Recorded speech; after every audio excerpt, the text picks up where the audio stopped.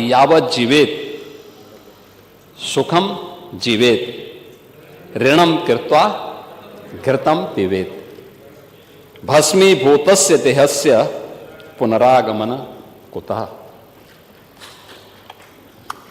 और ये स्थिति आप लोगों की है, यानी केवल अपने तक सीमित करना। आपका परिवार डेवलपमेंट अथॉरिटी भी उसी का नमूना है। यही है, ये परिवार डेवलपमेंट अथॉरिटी की ये भावना ही इस पर आधारित है, जिसके बारे में स्वामी विवेकानंद ने कहा था कूप मंडूक होना। उन्होंने अपनी कथाओं में, अपने प्रवचन में एक बात को कहते थे कि एक कुएं में एक मेढक था।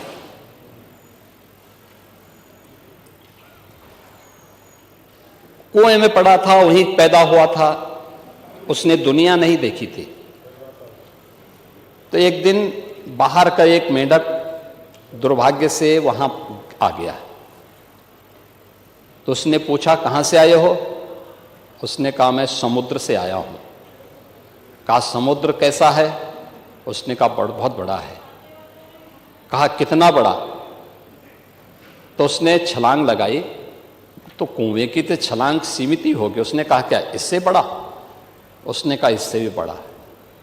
उसने एक और छलांग लगाई, कहा इससे भी बड़ा? कहा इससे भी बड़ा। कहा तुम झूठ बोलते हो।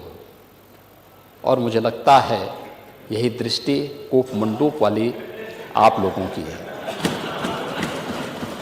दुनिया आगे बढ़ रही है, एक प्रतिस्पर्धा चल रही है, लेकिन आप लोग अभी भी अपने परिवार तक सीमित होना चाहते हैं।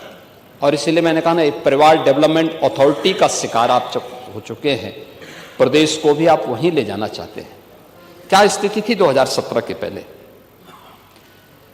2017 के पहले क्या नहीं है उत्तर प्रदेश में? क्या नहीं था? क्या नहीं था उत्तर प्रदेश में?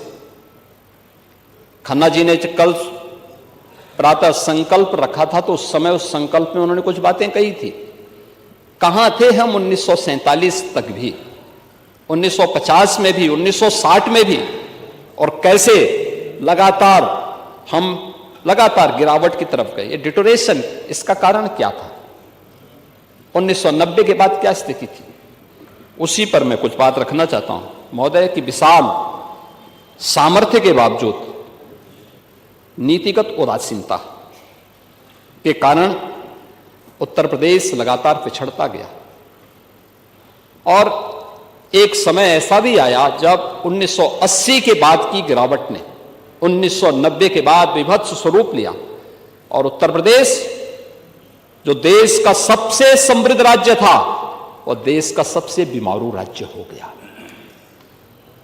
यही प्रदेश है। योजनाएं बनती थी, घोषणाएं होती थी, लेकिन उनमें न इच्छा शक्ति थी, न पारदर्शिता थी, न क्रियान्वयन का संकल्प ही था। बिजली, सड़क, जल, स्वास्थ्य जैसी मूलभूत सुविधाओं पर सरकार की उदासीनता, युवाओं को रोजगार नहीं, किसानों को राहत नहीं, और निवेशकों को भरोसा नहीं।